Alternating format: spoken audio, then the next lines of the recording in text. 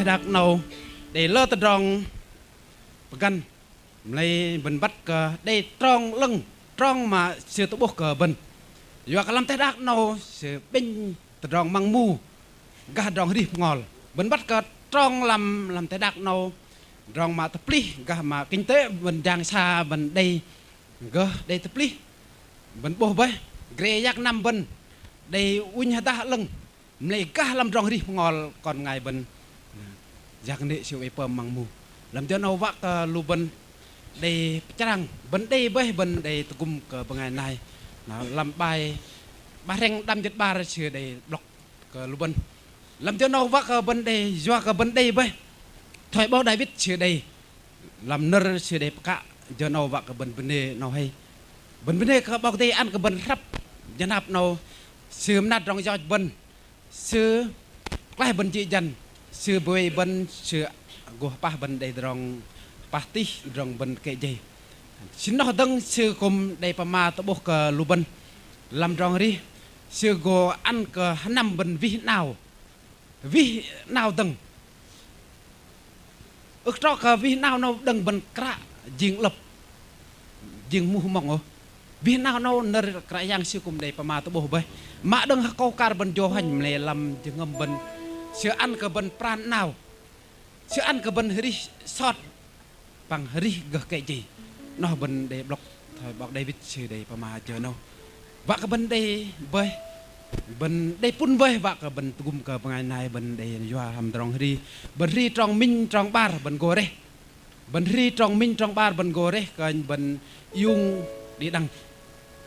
bần hri chờ nó bần hri phải ba thành đâm giật bar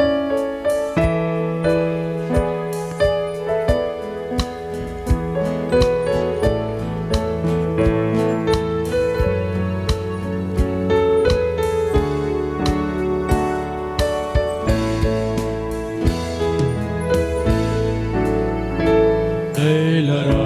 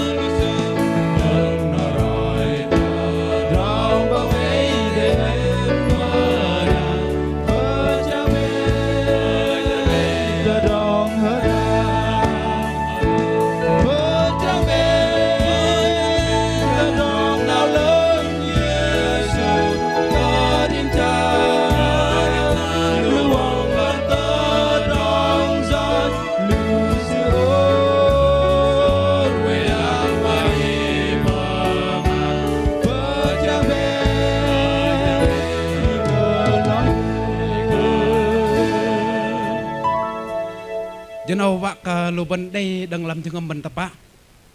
ner kan jengam in hiok lam janau ban bat ke mekhan ban hiok boy nyen thai glung krang ro leng mekhan chun nuôi nyen thai dak poya lam chalai thi luban